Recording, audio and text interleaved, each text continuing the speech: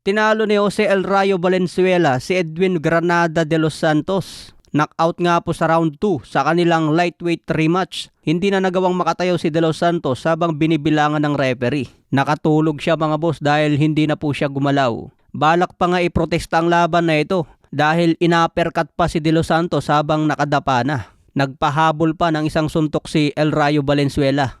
Kaya binalak pang iprotesta ang laban na ito at gawing no contest. Sinasabi nga po na yung pahabol na uppercut ang nagpatulog kay Edwin De Los Santos. Kaya hindi na siya nakarecover. Kung hindi raw sana nagpahabol pa ng isang uppercut si El Rayo Valenzuela, siguradong nakatayo pa si Edwin De Los Santos. Kaya abangan natin ang tungkol dyan mga boss kung maaapekto nga ba ito sa resulta ng naging laban nila. Ito nga po ang revenge ni El Rayo Valenzuela dahil noong 2022 nangyari ang kanilang unang laban. Natalo si El Rayo Valenzuela via knockout sa round 3. Kaya ngayong rematch mga boss, nakabawi naman si Valenzuela. May kartada na ngayon si El Rayo na 16 wins, 10 KOs, may 3 talo. Samantala si De Los Santos may kartadang 17 wins, 15 KOs, may 3 talo. Matatandaan na itong si Edwin De Los Santos ang nakalaban dati ni Shakur Stevenson. Sila ang nagtala ng pinakakaunting suntok sa boxing dahil wala silang ginawa kundi nagtakbuhan lang sa buong 12 rounds. Sa iba pang balita, Ryan Garcia at Manny Pacquiao muling nagkita nga po sa simbahan mga boss. Sinasabi nga po ng mga fans na maganda rin makita natin si Ryan Garcia kontra Manny Pacquiao. Pero ayon po sa pinaka-latest na balita, inaasikaso na po ang bakbakan ni Ryan Garcia kontra Conor Benn. Balak nga po ganapin ang laban na ito sa September 12.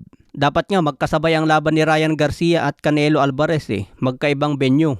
Pero napospon nga po ang laban ni Canelo at nilipat na sa October. Kaya solong-solo ni Ryan Garcia ang September 12. Sana matuloy ang laban na ito mga boss dahil swabing laban ito kontra Conor Benn. Naniniwala nga po si Ryan Garcia na kaya niyang patumbayin si Conor Benn. Sa iba pang balita, Cuadro Alas Casimero matapos nga po ang pagkatalo ni Jerwin Ancahas. Sabi ni Cuadro Alas na si Kuya Lods at Ryan at ako sapat ng conditioning, nutritionist. Saging lang katapat na yan. Sinagot din ni Cuadrolas ang isang nag-comment na ang iba dyan niya kompleto, bakit lahat gapang? Sabi po ni Cuadrolas, yes mga boss, depende yan sa mga boxer kung madami ba diskarte. Nalasap nga po ulit ni Jerwin Ancahas ang pagkatalo kay Omar Trinidad. Ang conditioning coach nga po ni Jerwin Ancahas dito si Memo Heredia mga boss.